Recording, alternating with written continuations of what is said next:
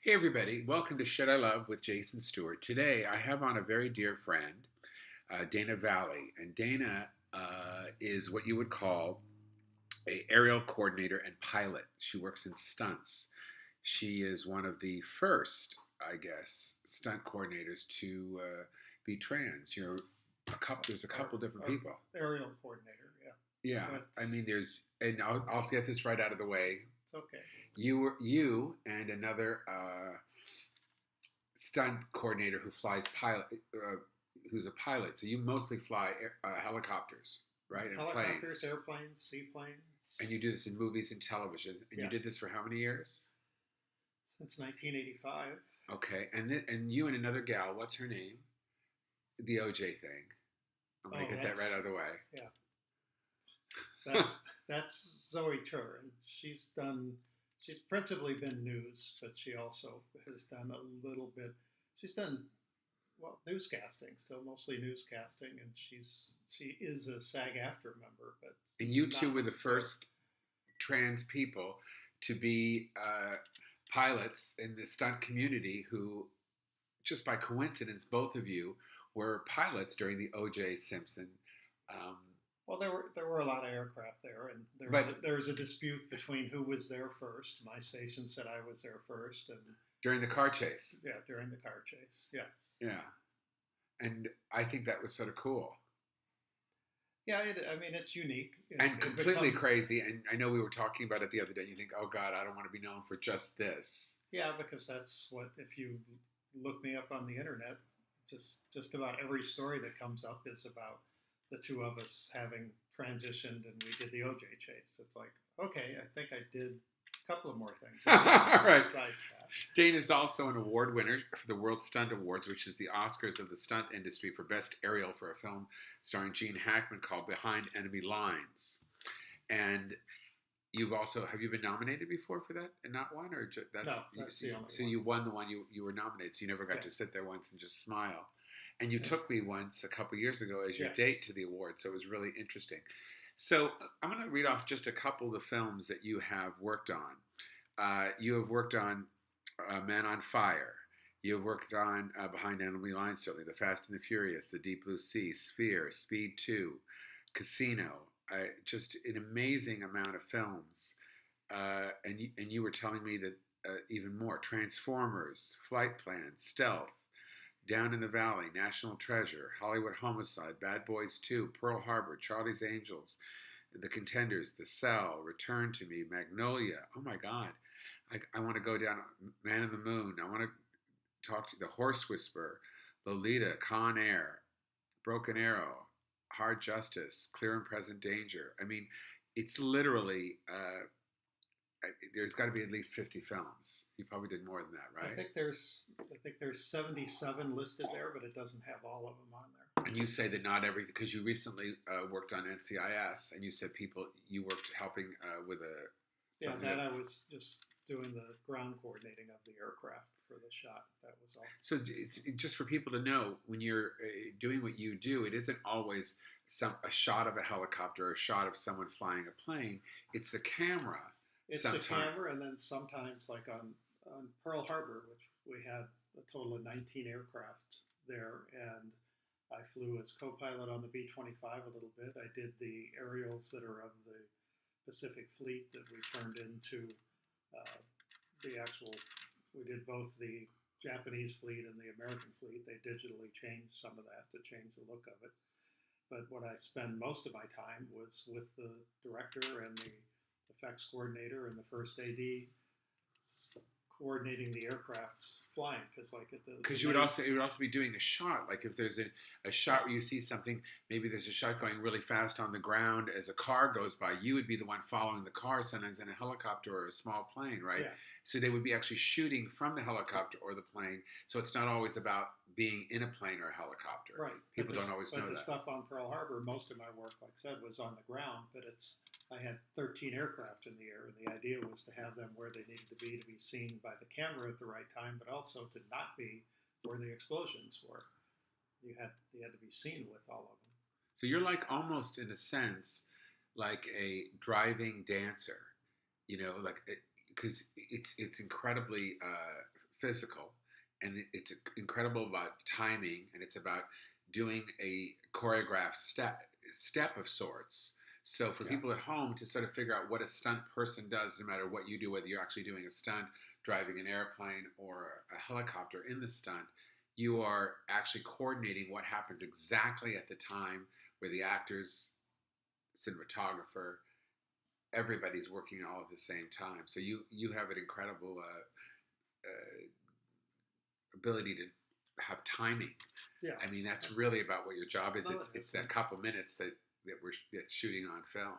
Yeah, because stuff like in Horse Whisperer, you don't see a helicopter, but what you don't notice is that the big cattle drive, which is one of the things that I shot, was from a helicopter, and you'll just think it's either a camera on the ground, because it's, I think for most of that, I was about 5 to 15 feet off of the ground, going through the cowboys riding and across the cows, and the kids that were on the back of a truck throwing hay off, and then the shot ends up right in front of Robert And that, of Redford, course, was directed by shot. Robert Redford, Yeah. and it was Scarlett Johansson's first big movie. What was it like working with Redford? Didn't get to see him that much. I see more of, in that case, the director of photography. I mean, Redford I'd see, like I said, that shot ended up with a almost like a headshot of him sitting on a horse, but I started out, on the opposite side of this little valley they were doing the cattle drive through. So that's kind of the example of that type of stuff. And that was Robert Richardson you work with. Yes. And he's had an incredible career, certainly. Yeah. Oh, yeah. And has done films like Kill Bill and Glorious Bastards and Aviator, so and Hugo, and he's worked with some of the best. I mean, that must have been, to me, you as a stunt person, you've had the career that I would love to have as an actor. I've got to work with some really cool people, but nothing like you have. Well, and stuff like on Courage Under Fire, that was with Matt Damon, Lou Diamond Phillips, and stuff. Meg on Ryan. my aircraft, and but those guys were on my aircraft, so we spent a lot of time together, and that's when nobody knew who Matt Damon was back then. Right, he had just come on. That was his first big role. Yes, right before which he did fabulous with. Good Will Hunting. Yeah, he lost all that weight. He said he'd never do that again because it ruined his body. Yeah. What was he like at that age? Very dedicated, I would assume.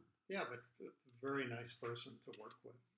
We had a good time together and stuff. And on that one, Roger Deakins, who was the director of photography on it, we built a contraption on the side of the helicopter for Roger to sit there and film a lot of the action. So he rode outside the aircraft on a seat we built for him so that he could sit there with the camera and grab shots that people would not necessarily know that's where he was doing it. And it was kind of interesting to sit in the pilot seat and he's right outside the door there and talk to him while we're flying and set everything up for him for that. So tell me, we were recently at a conference together called Colexicon, which is a women's film conference sort of majoring in lesbian. And yes. we spent a couple of days together. Both of us are on the Screen Actors Guild AFTRA LGBTQ committee now. Yes. And Dana is one of our most active members, and I'm the national co-chair and creator of the committee, along with Tracy Godfrey, who's the national chairman or chairwoman. And you've been a really big part of the committee. You really have, and you've been so supportive and certainly a right hand for me. But so I've had a lot of time to chat with you about your experience of coming out as a trans person, and you said you were married to the same woman twice. You have yes. 4 children. Yes. So you've had quite as a man, which I thought was really cool. Is your kids still call you dad? Certainly not in public, but when you're alone, and call you Dana when they're out, just for the lack of confusion. Yeah. And so there's a lot of respect there for your kids, which I think is sort of wonderful. And you were going to come out in the 80s, right? Yes. And you decided not to because... It was a different time. The company that I was working for, as soon as they found out about it... It was before you were a stunt person. Yeah. Oh, yeah. This was just... I started first as a military pilot, and then I went into corporate flying for large corporations. In that case, Johnson Wax is who I was flying for. And they were not particularly thrilled to find that out, stopped me from flying, and that eventually had to come to an agreement for me to leave the company. And then you decided not to transition. Between that and just other pressures from other people, from family and friends and stuff, it was just... The 80s was a really difficult time. Yeah. So you held on, and did you cross-dress during that period for your own edification, just to feel like you were more like you? No, not really. Or you just sort of stuffed it down? No, I moved out here because to Los Angeles. Yeah, moved to Los Angeles. I was living in Wisconsin, which is where JAOSN Wax was from. Moved out here because my wife had moved out here with our son, so I wanted to be closer to him. And this is when you separated the first time, right? Yes. Yeah, and then we each had our own apartment, and she would stay at my place whenever I was out of town because I had her dog, because she couldn't have a dog at her apartment. And you guys separated, was it because of the transitioning? Yes, it was. Okay. Because she'd married a man. Yeah. And that was her. But what I'm to understand from you is that, she still loved you and you still loved her. Yeah. It's just she wanted something different, which I think a lot of people think that just because, you transition means, oh, it's the same person. To some people, it is the same person, and to some people, it's not. It's not like one size fits all. No, but what some people realize after they spend some time with you is you're still the same person as far as the person you're dealing with. As far as, in particular for my wife, that's a whole different thing. But for many of my friends, after a while, they would...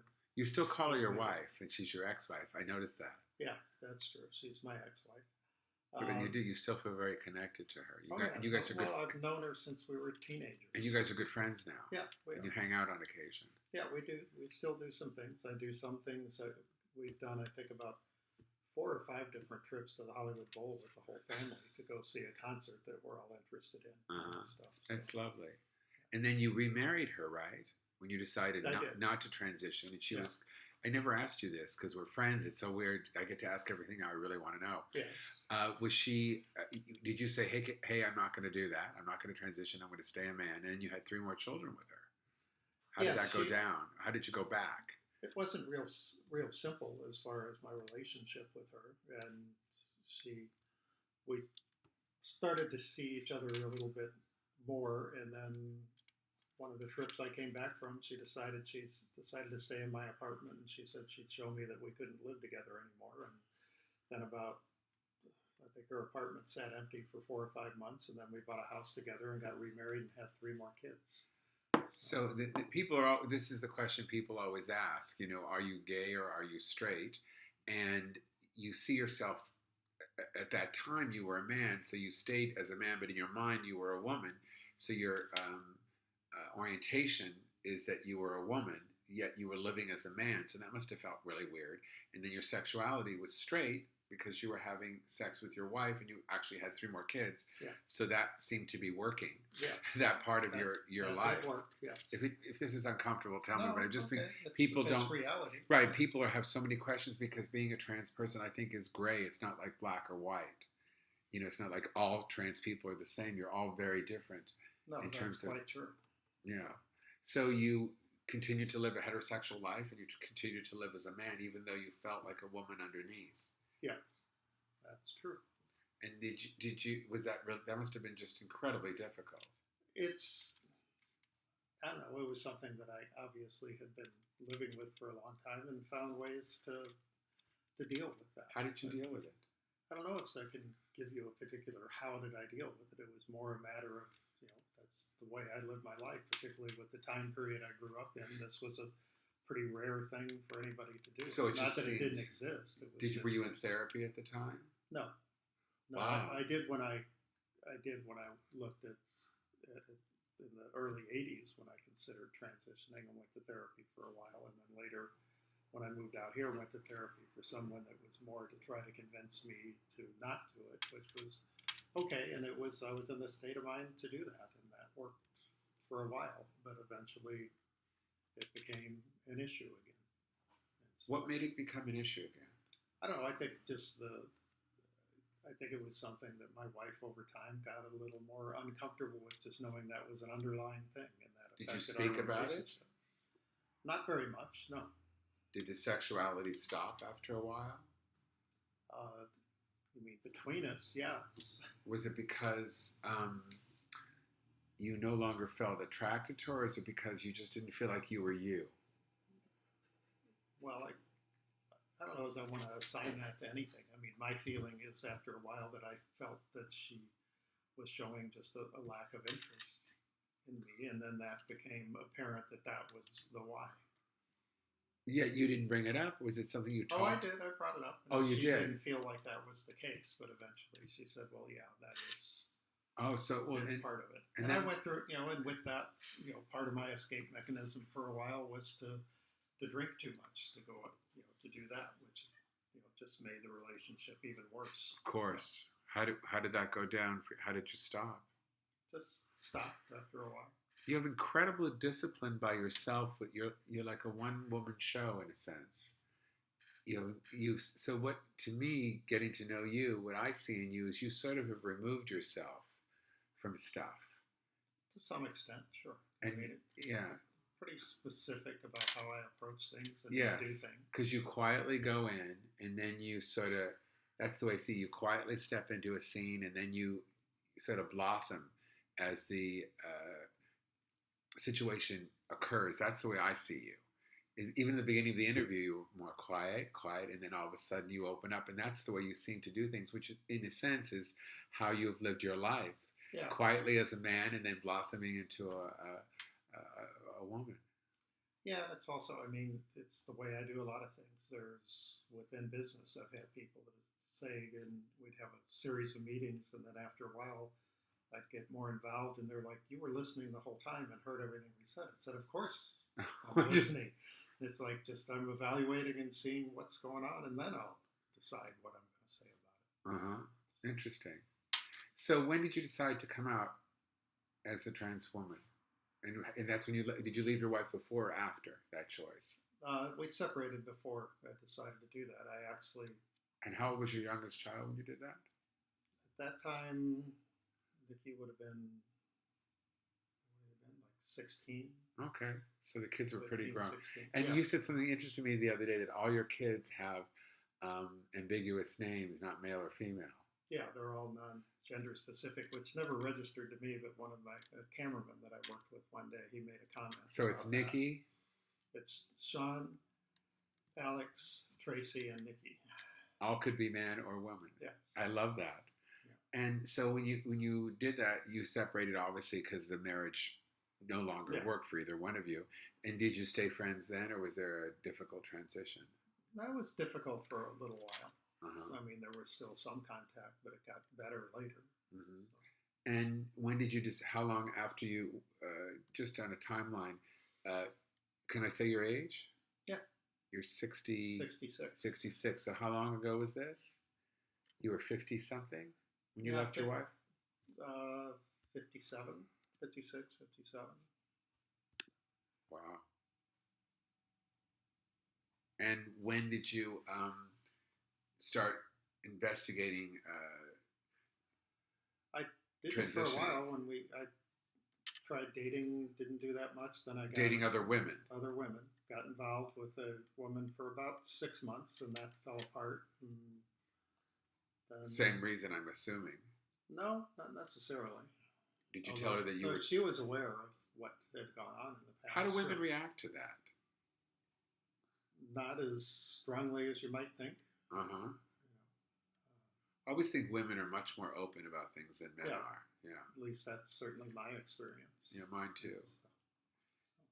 And when you you left your wife, you started dating other women. It didn't work out. And then what made you? How did that go down in terms of deciding? Did you go see a doctor, or did you go see therapy? Eventually. Did you go into therapy? I did. I started.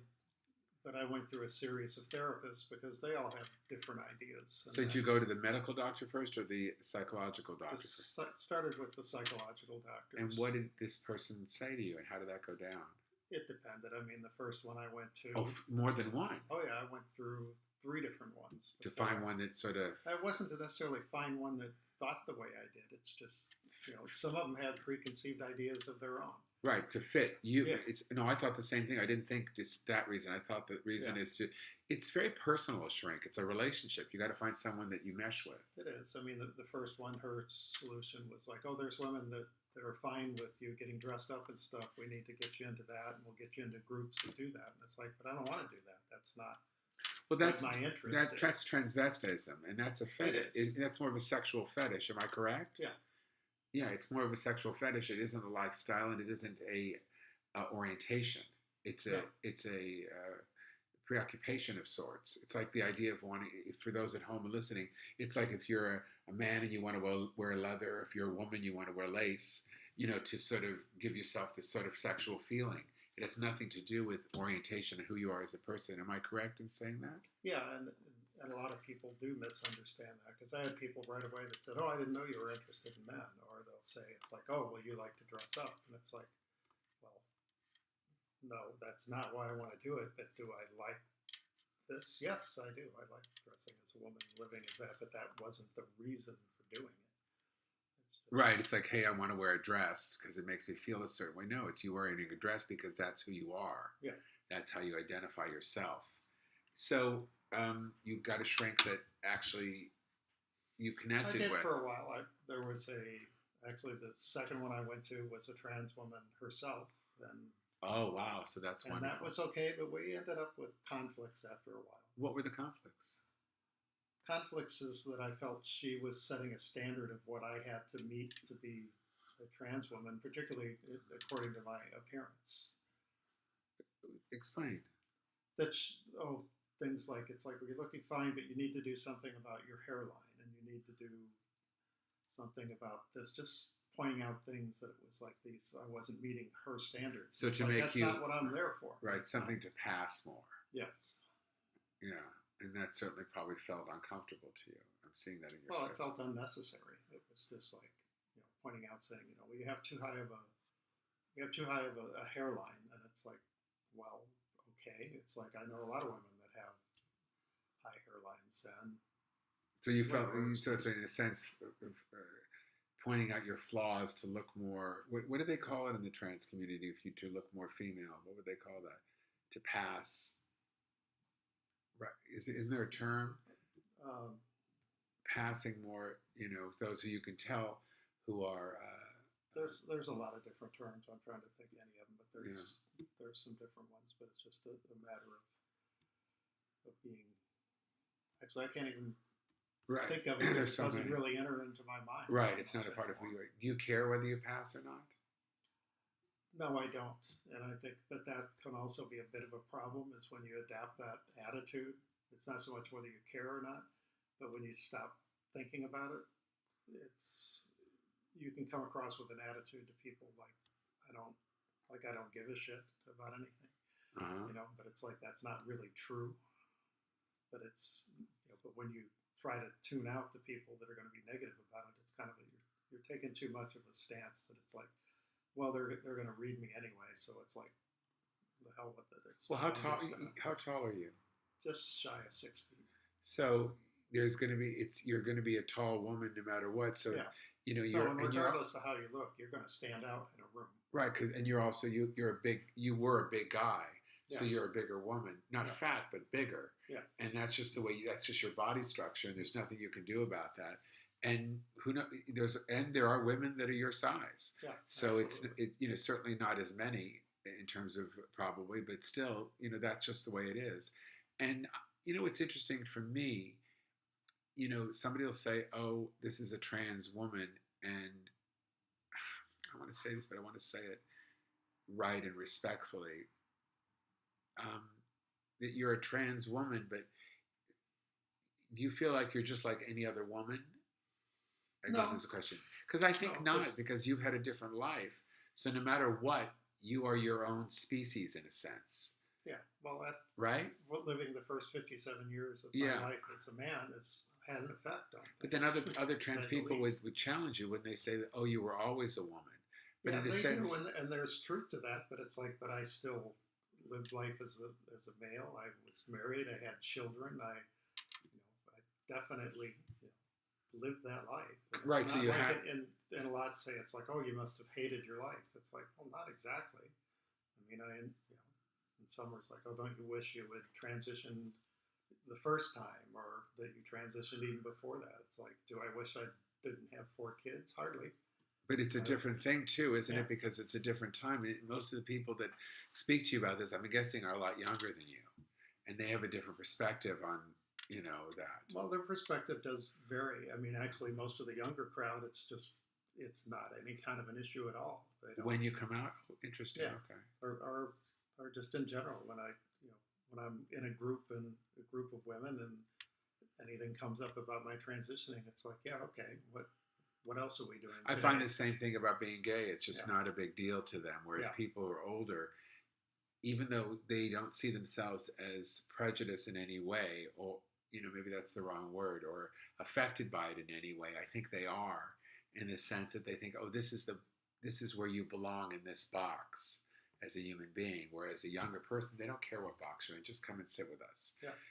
And I find it's just because it isn't a part of their upbringing and who they are, and I think that's just life. And of course, there's, it's not everyone in every age range. Because I've only known you as a woman, so I don't know the other part of you, who you were. So this is how I see you. I see you as a trans woman always, and more so, not even as a trans woman. It's just my friend. After Right. a while, you just sort of forget about it. But it is, I think, when you meet somebody, a man of my age, you do go, oh, this person is this, this, and this. These are the things that they are. Not that they matter to you, but that you just go, oh, and then after a while, it just doesn't. You start to see the similarities in each other.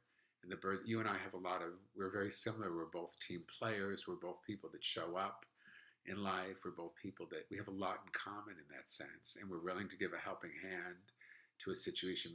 And I speak specifically about our committee and all the stuff that we've done together. We just go, okay, what has to be done? How do we do it? Yeah. And that's so we have a lot. But that's what gets you more in through common. life. I mean, but there are a lot of people that don't have those qualities. Yeah. I find. So let's talk about work. So you transitioned, right? Yeah. Which took a number of years. Yeah, it took time to deal with. And you had to take time off work to do that. And then when you wanted to go back to work, what happened? Pretty cool reception.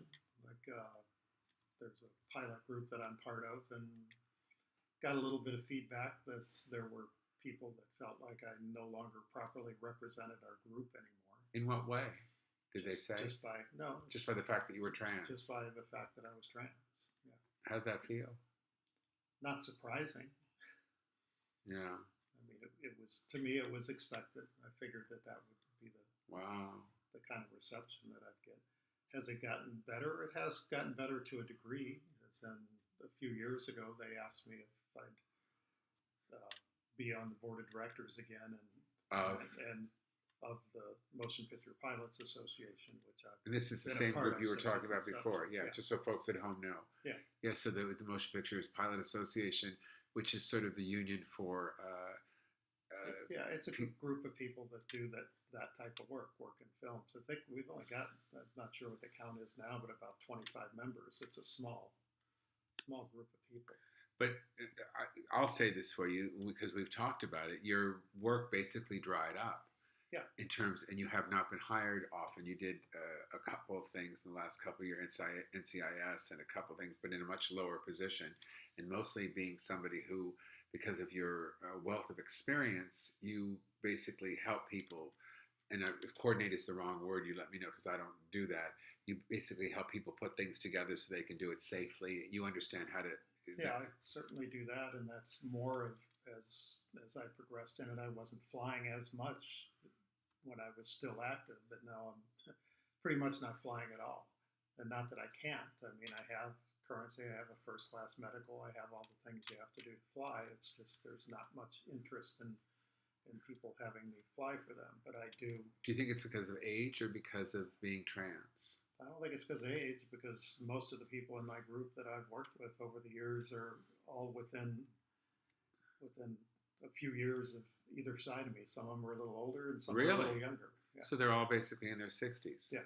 Well, there's some that are still in their 50s, but several of the people I work with are in their 60s. Wow. So it's not a unusual thing, but it also kind of, with our group, there's a couple of newer, younger people, but not very many. And that's something that, in a way, we haven't done that great about bringing up more. But it's also it's definitely, other than myself, it's an all-white male group, except for we have one member who is a woman that's been in it from the beginning, but she's more of an air show performer, certainly quite capable of working on films with us. We just don't have her out here as much, but she has worked on some major films. And it's 2019.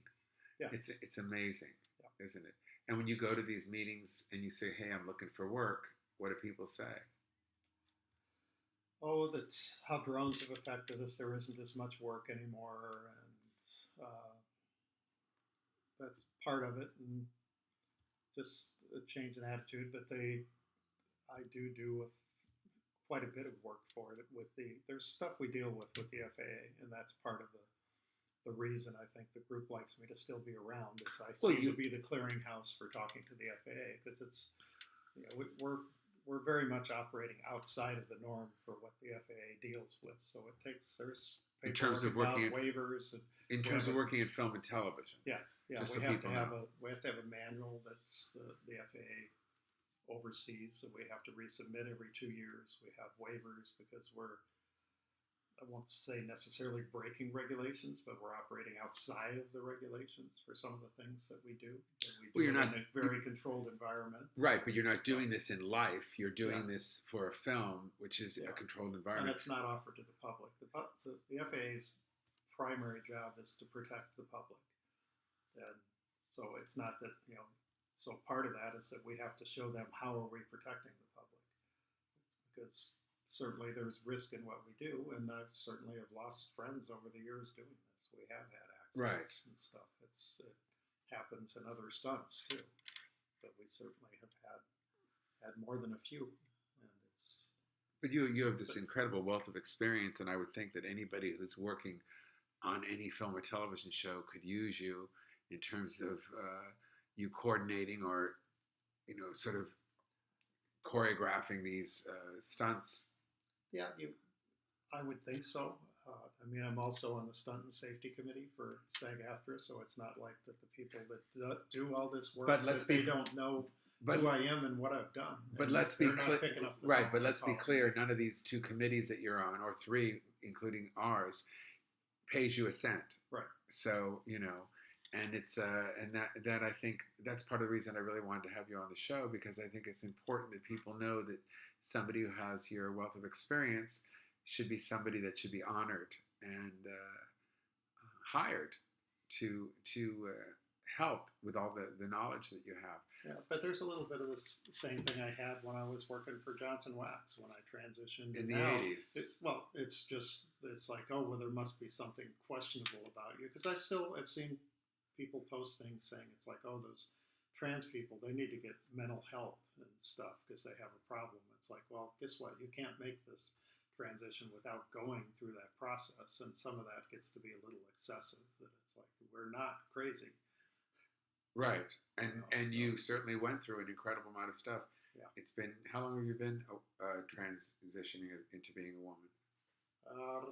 What's it been? 8 years, 9 years. Right. So this is. So it's a while. Yeah. So you certainly are comfortable in your own skin and ready to. Hardly an issue, and I've had a couple of friends that have said it's like, so are you happy now? And it's like, it's not about happy. It's about ending that internal conflict. It gets rid of that. But sometimes it creates things that are wonderful, and then sometimes it creates things that are another set of problems to deal with.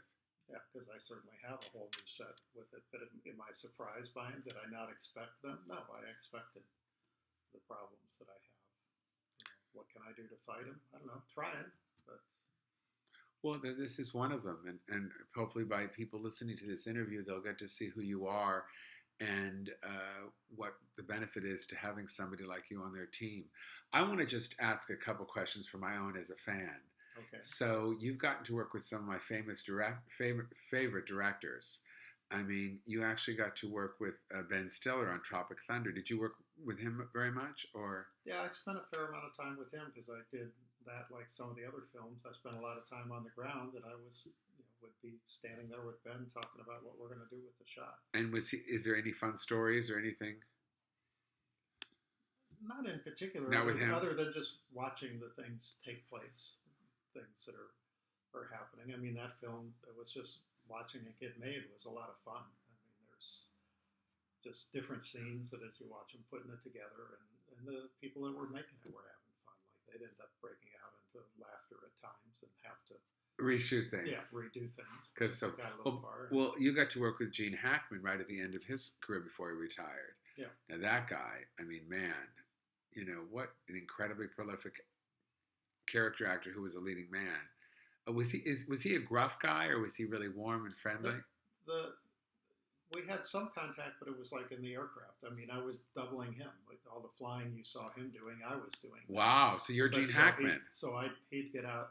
I'd get out of the helicopter and they'd put him in there and then set things up for him to look like he's flying it and stuff.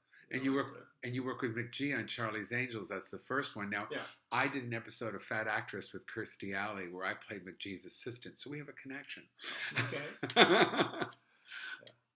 He's an interesting guy, isn't he? Yeah, he was fun. Early in the film was just meeting with him and picking out what aircraft he'd show me what aircraft he wanted, and then I'd show him what aircraft we could actually get.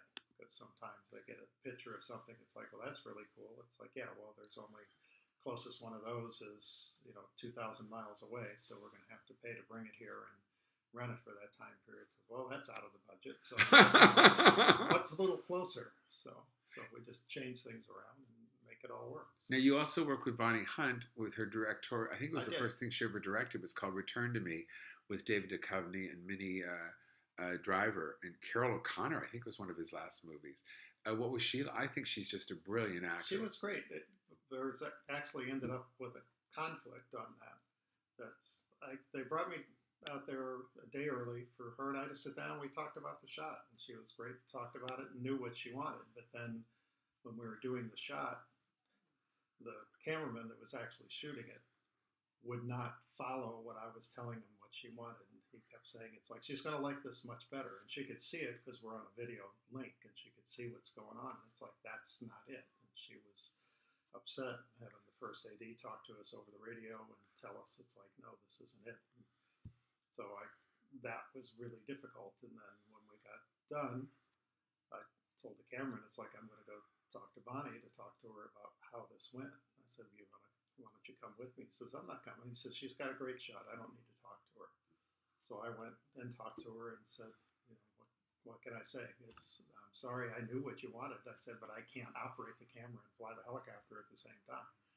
So he's doing what he wants to do. And she was great. We talked about it. And we actually walked back to the set with our arms around each other and talked for a while. So she was great to work with. So she was disappointed in the shot, and I understood what she was looking for. And it was like, she says, because her pitch, which was correct, she said, in this shot, she said, this is God coming down from the sky and seeing him on top of this building. I don't need a pretty shot of the lakefront and establishing where we are. God's not searching for him. God knows where he is. So I want you to just go directly to the building. And the guy kept looking at the beautiful skyline and lakeshore of Chicago, which was great, but that wasn't the shot.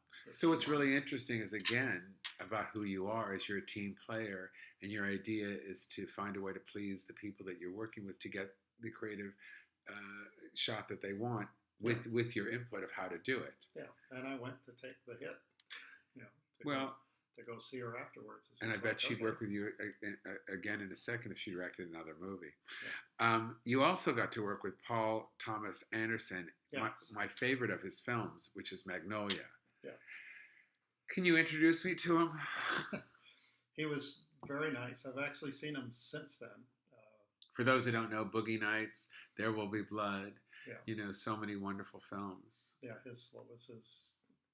I went to see a screening of one of his films, and I went up and talked to him afterwards. We hadn't seen each other since I transitioned, but that was... I'm sure he was totally cool. Interesting. But yeah, when we were doing Magnolia, we were on the set together, and since my original name was Dirk, he was sitting in his chair, and he's just kind of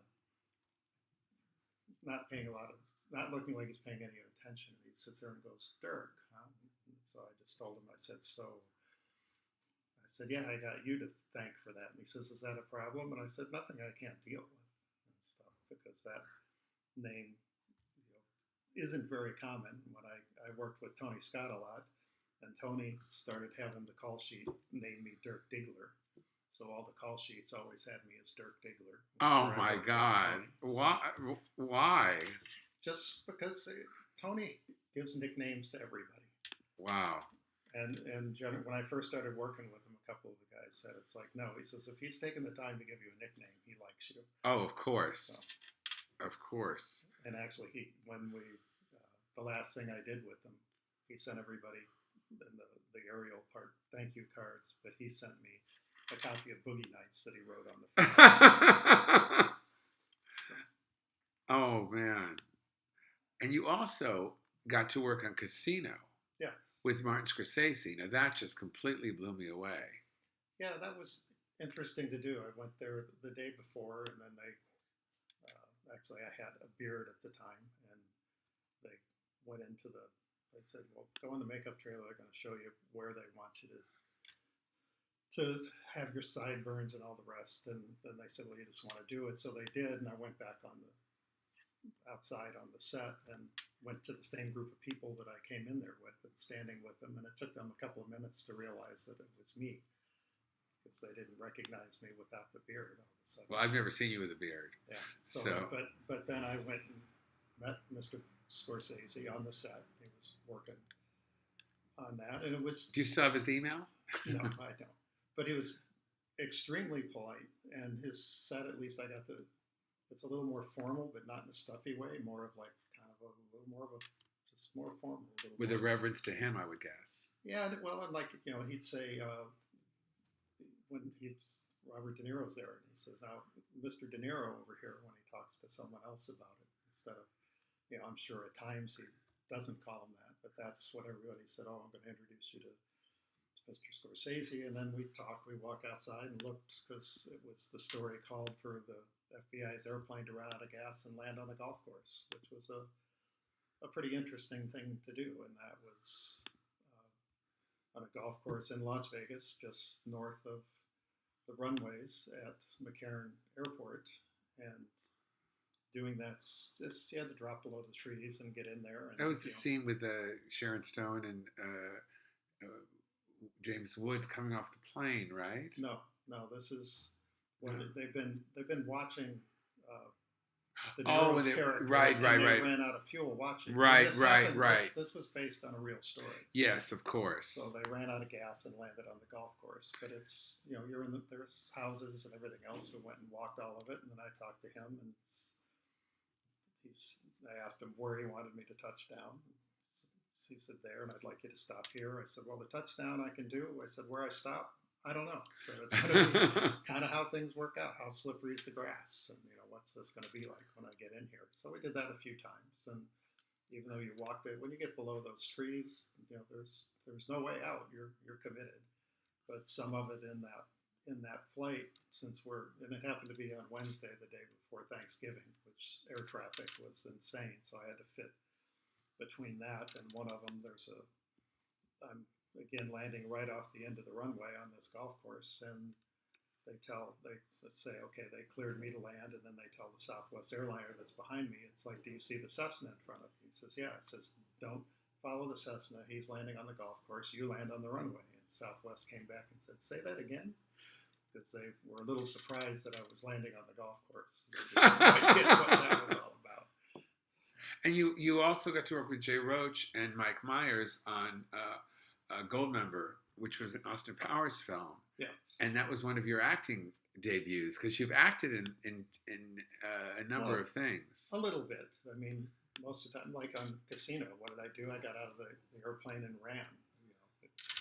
That's about all I did there. Other times, it's like, yeah, I've been on tour of duty. I think I got shot a couple of times. Well, what was you had lines like when you were on the panel at Collecticon? What did you say? My line was, yeah, you get things like, hurry, we got to go. We're running out of fuel. It's all running out of brilliant fuel. Things, yes, just those kind of brilliant lines that are a lot of fun, and certainly part of the storyline that pushed the story ahead. We just looked at each other like, yeah, right, okay. Well, this has been an incredible pleasure. I just adore you, and I think that hopefully people will listen to this interview, understand a little bit more what it's like to be a trans person, and also know the wealth of knowledge that you have as a pilot for film and television. Okay. Well, and thank you for doing this. And we're gonna let people know if anybody wants to contact Dana, you can come through me, or do you have a website, or on your is it on your IMDb page? Do you have a contact? Or we're gonna have to change that, Dana. Yeah, no, there's not much on there. Well, someone's got to know how to get a hold of you. That's maybe that may be part of the problem. So well, they can find me on Facebook. Facebook. Not that I look at it a lot, but it's there. Dana, and if anybody wants to get a hold of Dana, just hit me up at jasonstuart.com, okay. Stuart, and I know how to get to this woman. All right. Well, thank you so much for being on the show. Until next time, everybody, thank you so much. Take care.